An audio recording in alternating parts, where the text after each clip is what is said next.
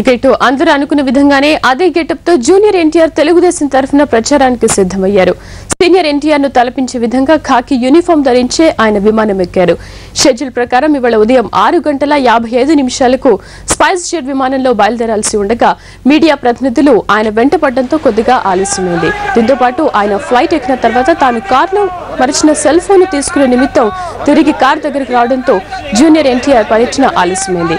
ఉదయం flight miss కావడంతో 10 గంటలకు కింగ్ ఫిషర్ విమానంలో టీడీపీ ఎమ్మెల్సీ రేవంత్ రెడ్డి తన సన్నిహితుడు అనుచరుడు అయిన సుకుమార్ తో కలిసి జూనియర్ ఎన్టీఆర్ విశాఖకు బయలుదేరారు. తన తాత ఆశయ సాధన కోసమే తాను ఈ ప్రచారం చేస్తున్నానని ఈ సందర్భంగా జూనియర్ ఎన్టీఆర్ అన్నారు.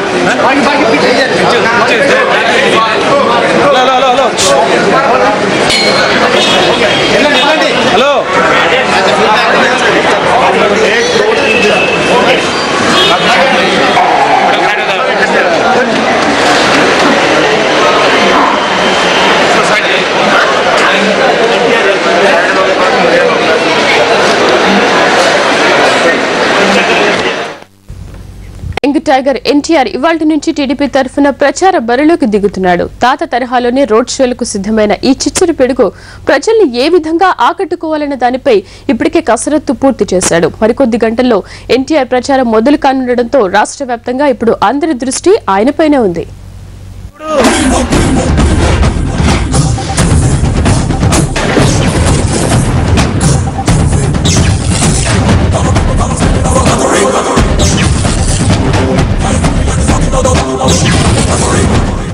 సైకిల్ మీదొచ్చి సంచలనాలు సృష్టించిన చరిత్ర మర్చిపోయారా? లేదా సైకిల్ మీద ఇంకెవడు రాడనుకున్నారా? ఎప్పుడెప్పుడా అని ఎదురు చూస్తున్న తరుణం రానే వచ్చింది. నందమూరి వారసుడు, టీడీపీకి జవసత్వాలు అందించగల సత్తా ఉన్న యువకుడు జూనియర్ ఎన్టీఆర్ మరికాసేపట్లో పొలిటికల్ రోడ్ షోలు మొదలు పెట్టబోతున్నారు. శ్రీకాకుళం జిల్లా ఇచ్చాపురం నుంచి సమరశంఖం పూరించడానికి సన్నద్ధమైన ఈ చిచ్చరపిడుగు పేరు ఇప్పుడు తెలుగు తమ్ముళ్లకు తారక మంత్రం.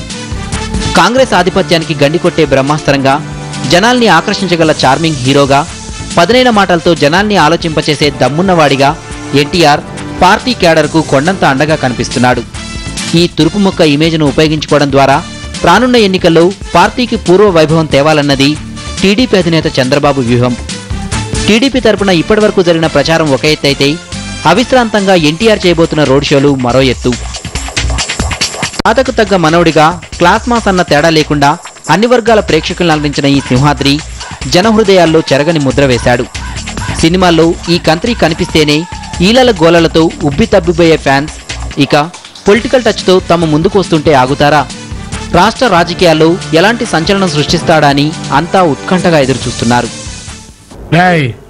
పైనున్న మా తాతకి నేను కూడా మాటిచ్చానురా, జీవితంలో ఎప్పుడు ఓడిపోనని.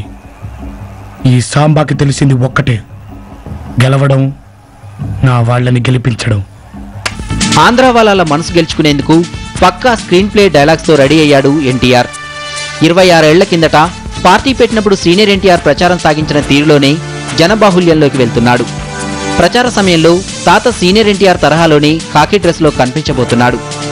పార్టీ పెట్టినప్పుడు సీనియర్ ఎన్టీఆర్ ఏ స్టైల్లో ముందుకెళ్లారో అధ్యయనం చేయడంతో పాటు స్థానిక సమస్యలపై అవగాహన పెంచుకునేందుకు తన సత్తా చాటేందుకు రెడీ అయ్యాడు.